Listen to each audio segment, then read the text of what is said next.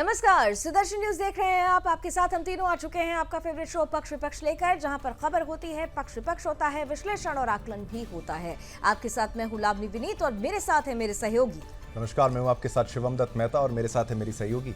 नमस्कार, मैं हूं आपके साथ दिव्या सिंह। चलिए दिव्या, शुरुआत करते हैं खबरों की। पहली बड़ी खबर जो है वो राहुल गांधी से जुड़ी हुई है। लोकसभा में नेता प्रतिपक्ष यानी leader of the opposition Rahul Gandhi इन दिनों अमेरिका के 3 दिनों के दौरे पर हैं। वो वहां लगातार कुछ ऐसे बयान दे रहे हैं जिससे देश में राजनीतिक तापमान बढ़ रहा है। राहुल गांधी के अलावा इंडी गठबंधन के कई नेता अमेरिका में हैं। पिछले दिनों राहुल गांधी ने खुलेआम चीन की तारीफ की थी, जिसके बाद बीजेपी राहुल की टिप्पणी पर हमलावर थे। बता दें कि लोकसभा में नेता प्रतिपक्ष बनने के बाद कांग्रेस नेता राहुल गांधी का यह पहला अमेरिकी दौरा है। इंडियन ओवरसीज कांग्रेस अध्यक्ष सैम पित्रोदा के अनुसार राहुल अमेरिका की आधिकारिक यात्रा पर नहीं है, ऑफिशियल टूर नहीं है। यात्रा की शुरुआत में राहुल अमेरिका के टेक्सास पहुंचे थे, जहां उन्होंने 2 कार्यक्रमों में हिस्सा लिया।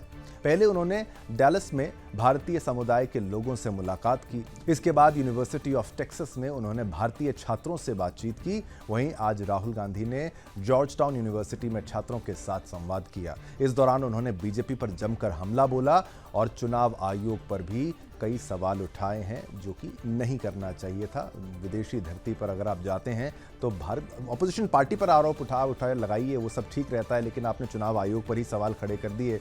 इतना बड़ा भारत का चुनाव आयोग है, निष्पक्ष चुनाव करने के लिए जाना जाता है, उस पर संगीन आरोप लगा लिए हैं और अब बीजेपी पलटवार कर रही है। खबर आपने जानी, अब इसका पक्ष जानिए लावनी से।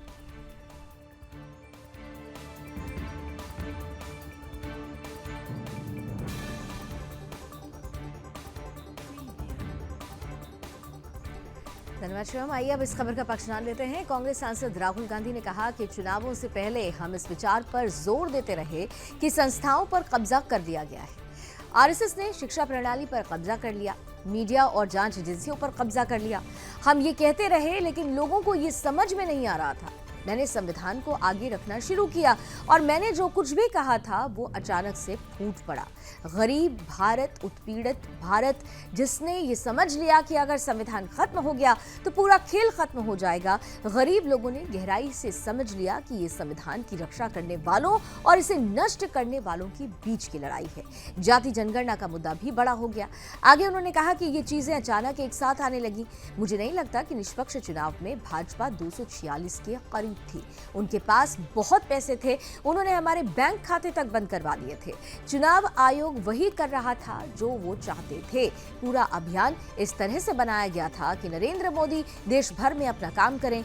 जिन राज्यों में वो कमजोर थे उन्हें उन राज्यों से अलग तरीके से डिजाइन किया गया था जहां पर वो मजबूत थे। अब आगे राहुल गांधी ने कहा कि चुनाव आयोग पर उन्होंने सवाल खड़े किए और आगे ही कहा कि इसे मैं स्वतंत्र चुनाव के रूप में नहीं देखता, मैं तो इसे नियंत्रित चुनाव के रूप में देखता हूं। अब बात निकल गई है तो दूर तलक जा रही है। इस खबर का विपक्ष क्या कहता है, राहुल गांधी का पहले का बयान सुनते हैं और फिर विपक्ष जानेंगे दिव्या से।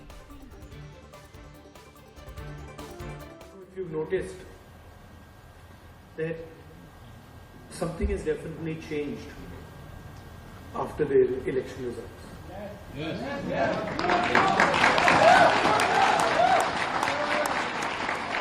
People come sometimes. While I'm in Delhi, some people will. I'm driving in the car. Sometimes they make me open the window, and they'll say, "डर निकल गया, डर नहीं लगता अब डर नहीं लगता, डर गायब हो गया।" तो चलिए इस खबर का विपक्ष जान लेते हैं। वाशिंगटन में विपक्ष के नेता राहुल गांधी के बयान पर बीजेपी नेता जगदंबिका पाल ने कहा है कि गैर जिम्मेदार नेता ही होंगे जो दुनिया में जाकर भारत की आलोचना कर रहे हैं। आज नरेंद्र मोदी के नेतृत्व में अर्थव्यवस्था 5वें स्थान पर आई है। भारत के बाहर जाकर भारत का अपमान करके देश को शर्मसार कर रहे हैं। वहीं केंद्रीय कृषि मंत्री शिवराज सिंह चौहान ने कहा कि केवल एक निराश व्यक्ति ही विदेश में भारत को इस तरह बदनाम कर सकता है। अब वो न केवल सरकार बल्कि कि चुनाव आयोग पर भी सवाल उठा रहा है। वो विदेश में अपने ही देश की आलोचना कर रहा है। ये किसी देशभक्त का कृत्य नहीं हो सकता है। वो अपनी हताशा निकाल रहे हैं।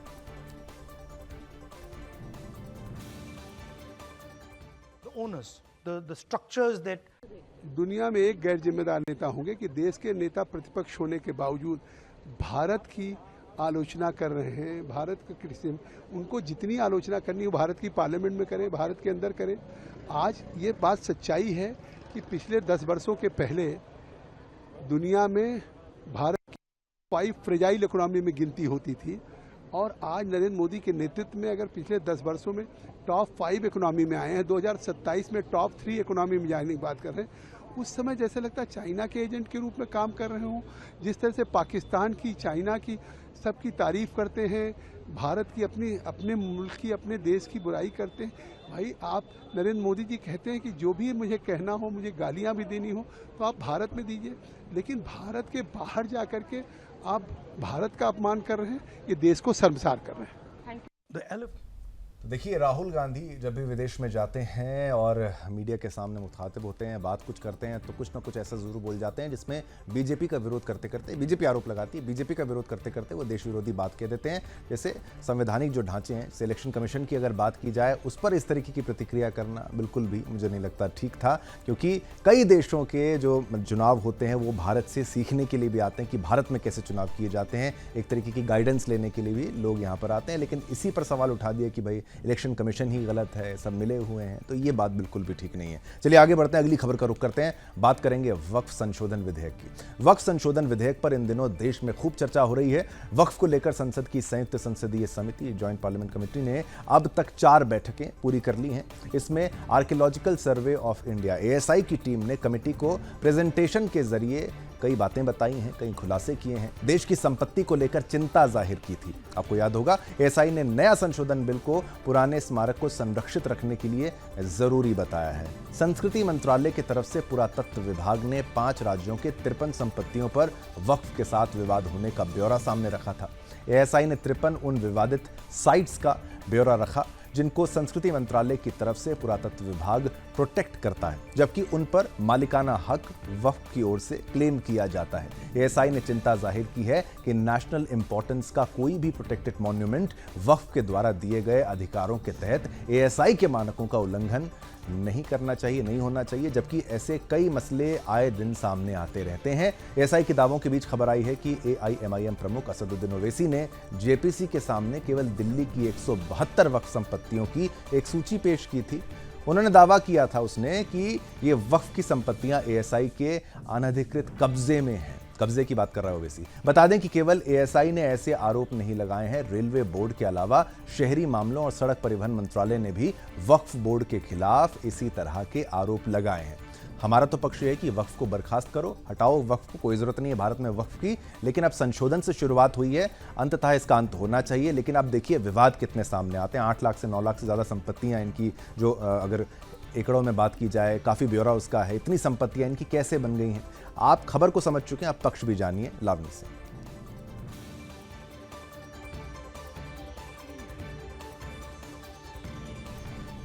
तो वक्फ की संपत्ति को लेकर राजनीति भी तेज हो चुकी है। वक्फ संशोधन विधेयक को लेकर MIM प्रमुख असदुद्दीन ओवैसी का कहना है कि मोदी सरकार द्वारा पेश किया गया वक्फ संशोधन विधेयक अनुच्छेद 25, 26 और 29 का उल्लंघन करता है।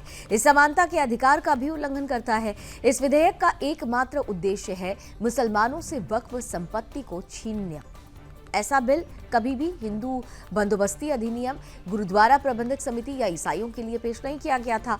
इस बिल का उद्देश्य भारतीयों के मौलिक अधिकारों को छीनना है। उन्होंने समिति पर आरोप लगाए कि क्या QR कोड और लोगों से इस बिल के खिलाफ अपने सुझाव देने की अपील की, जो वक्फ का NRC साबित होगा। उन्होंने आगे जानकारी दी कि all India Muslim personal law board ने देश भर में विरोध प्रदर्शन और बैठकें आयोजित करने का फैसला लिया है और इस विधेयक का खुलकर विरोध करने का फैसला लिया गया है। अब ओवैसी क्या कहना है ओवैसी का, ये आपको सुनाते हैं और इसके बाद इस खबर का विपक्ष क्या है आपको बताएंगे दीदी।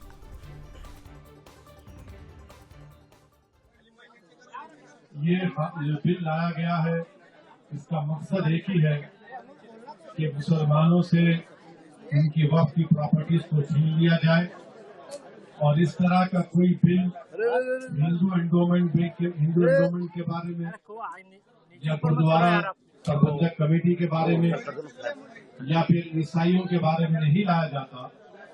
सिर्फ मुसलमानों के लाकर इसका मकसद एक ही है कि भारत के मुसलमानों की जो वक्फ की प्रॉपर्टीज है, जिसको सरकारी प्रॉपर्टी नहीं है, गवर्नमेंट प्रॉपर्टी नहीं है, वो एक प्राइवेट प्रॉपर्टी है, जिसको मुस्लिम समाज के हमारे बुजुर्गों ने अल्लाह के नाम पर इसको वक्फ किया है, चैरिटी के लिए, विडोज के लिए, कुरान की तालीम के लिए, कब्रस्तानों को दिया। तो ये सब चीजें मोदी सरकार इसको खत्म करने के लिए इस तरह के बिल को लाया।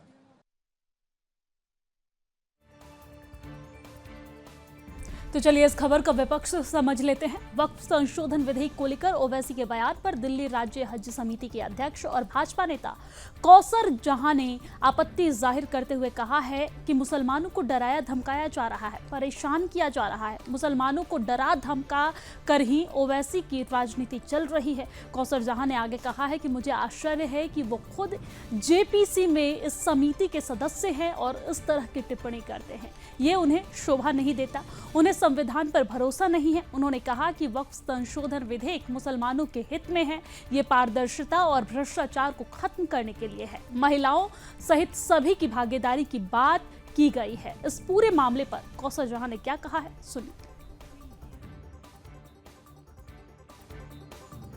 ये मुसलमान डरा रहे, परेशान रहे, बदहाल रहे, तभी तो ओवैसी साहब की राजनीति टिकी है, इनका वोट बैंक बना रहे।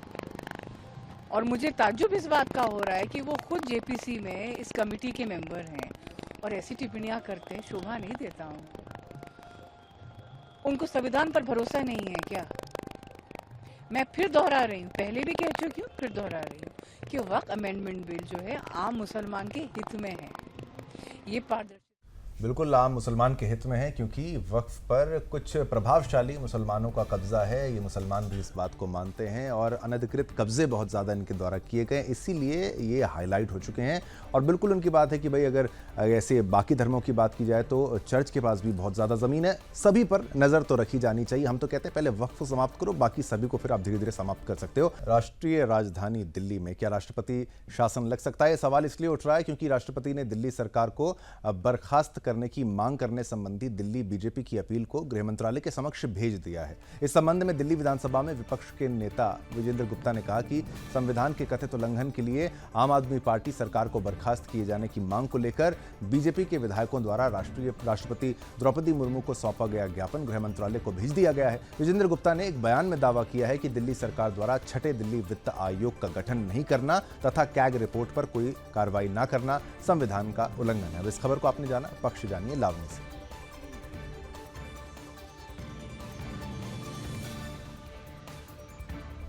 अगर इस खबर के पक्ष की तरफ चलें तो भाजपा विधायकों की एक प्रतिनिधि मंडल ने 30 अगस्त को राष्ट्रपति से मुलाकात करके ज्ञापन सौंपा था, जिसमें मुख्यमंत्री अरविंद केजरीवाल के जेल में होने के कारण दिल्ली में उत्पन्न संवैधानिक संकट के बीच तत्काल हस्तक्षेप करने का आग्रह किया था। विजेंद्र गुप्ता ने राष्ट्रपति सचिवालय से प्राप्त एक पत्र को साझा करते हुए कहा कि राष्ट्रपति ने ज्ञापन का संज्ञान लेते हुए उसे गृह सचिव को भेज दिया है। आगे उन्होंने कहा कि गृह सचिव से इस मामले पर तत्काल और उचित कार्रवाई करने का आग्रह भी किया गया है। साथ ही दिल्ली सरकार की कार्यप्रणाली पर गंभीर चिंता व्यक्त की गई है। ज्ञापन में सर्वप्रथम दिल्ली की पंगु हो चुकी प्रशासनिक व्यवस्था का मुद्दा उठाते हुए कहा गया कि आबकारी नीति घोटाले से संबंधित गंभीर भ्रष्टाचार के आरोपों में सीएम केजरीवाल 4 महीने से अधिक समय से जेल में है। जेल में बंद होने के बावजूद केजरीवाल ने इस्तीफा देने से इनकार कर दिया है, जिससे एक गंभीर स्थिति पैदा हो गई है और इसी कारण दिल्ली में प्रशासनिक व्यवस्था पूरी तरह से चरमरा गई है। इस खबर का विपक्ष जानिए दिव्या से।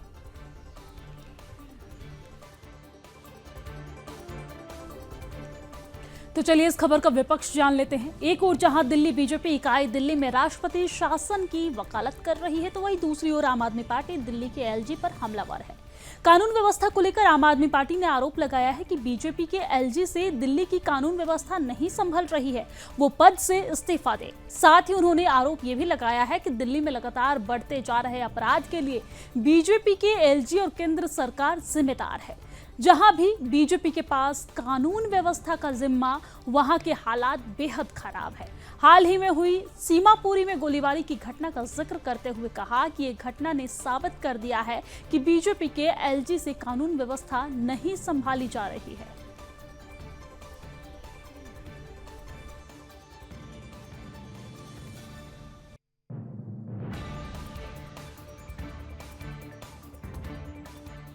चलिए इसी के साथ पक्ष विपक्ष में तो इतना ही। आगे दीजिए मुझे शिवम दत्त मेहता, मेरे साथ लावनी दिव्या को।